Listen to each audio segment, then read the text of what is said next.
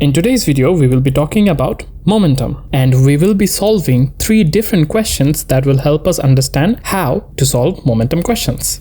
The first one is a bit basic. Momentum equals to mass into velocity. The second one will use the law of momentum. Total momentum before collision will be the same as total momentum after collision. And for number 3, we will be using vector to find out 2D momentum. That means momentum of 2 things that are moving at an angle. The note here will be linked in the description below. Now, let's dive into the theory first. So what is momentum? It is a vector quantity. Momentum is how difficult is it to make an object stop or to speed it up.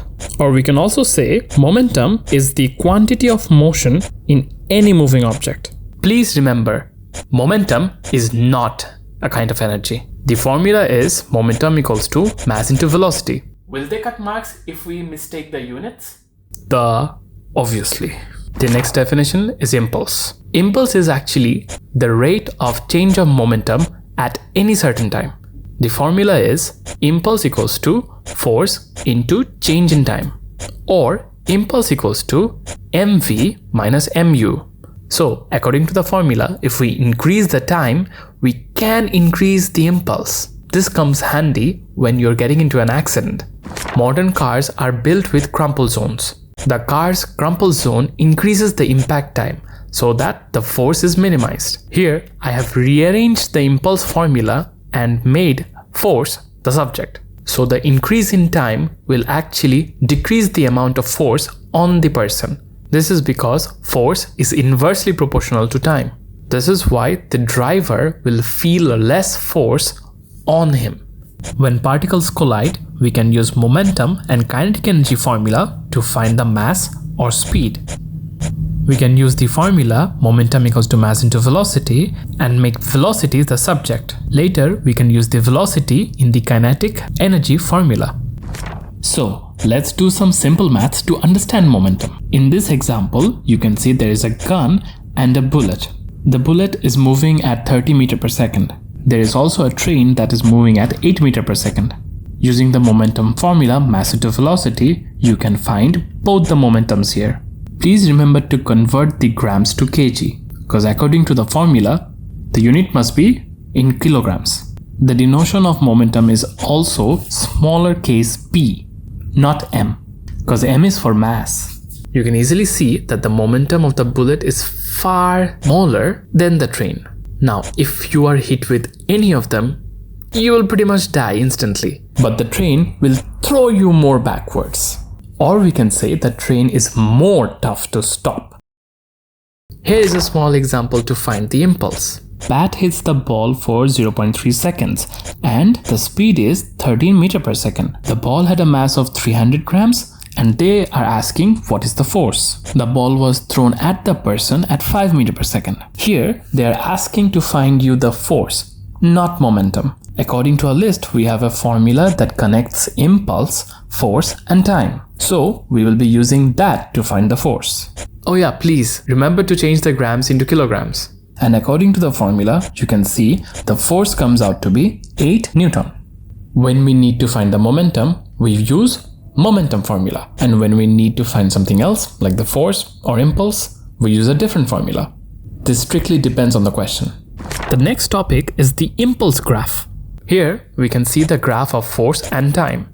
Using the rearranged formula, we can see that impulse equals to force into time. So area under the graph gives us impulse. The law of conservation of momentum states that the total momentum before collision will be exactly the same as total momentum after collision. By the way, comment below if you have any questions. We actually have 2 kinds of momentums in the syllabus. One is linear and one is 2-dimensional. We will be explaining the linear one first. Now to start the math, we need to scan the question and differentiate certain key points.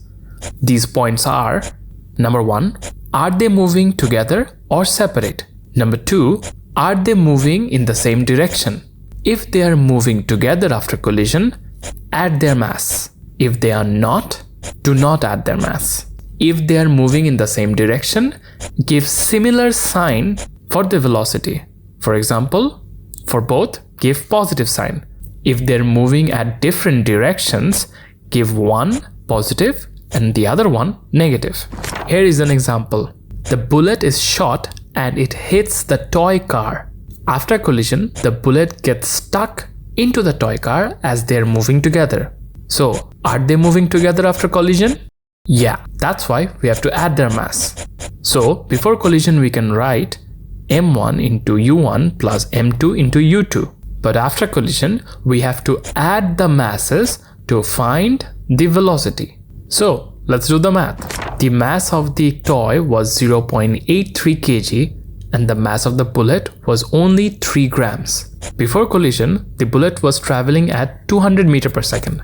You see, the mass of the bullet and the mass of the toy is added together in this math. Always remember to convert the grams into kg while you're adding. And the answer comes down to be 0.72 meter per second. Please try to maintain correct significant figures while giving your answer. Point 2. Now, here's a different math. Here, two balls are coming from two different directions and are going to hit together. They are not moving together and they are moving in different directions after collision. Do not add their masses and use opposite signs for opposite directions. Here, after collision, the bowling ball A and the bowling ball B does not move together, so we do not have to add their mass. Also, did you notice that they're moving in two different directions? We have to use opposite signs for their velocity. In this example, let's say the ball A was moving at 1.2 meter per second and the ball B was moving at 5.6 meter per second before the collision. After collision, the ball A changes its direction and moves 1.7 meter per second. The ball B moves in the same direction, but the speed is unknown. Here, the ball A hits the ball B and starts to move in the opposite direction. Let's say in this example, I am taking the left side as the negative side. Then you can see here all the velocities moving on the left side is given a negative sign. These include 5.6 before collision, 1.7 of A after collision, and the unknown V after collision. Before collision, A was moving on the right side, so you can see we have given a positive sign for 1.2 meter per second. Now, let's say you want to do the opposite. You want to take the right side as the negative side.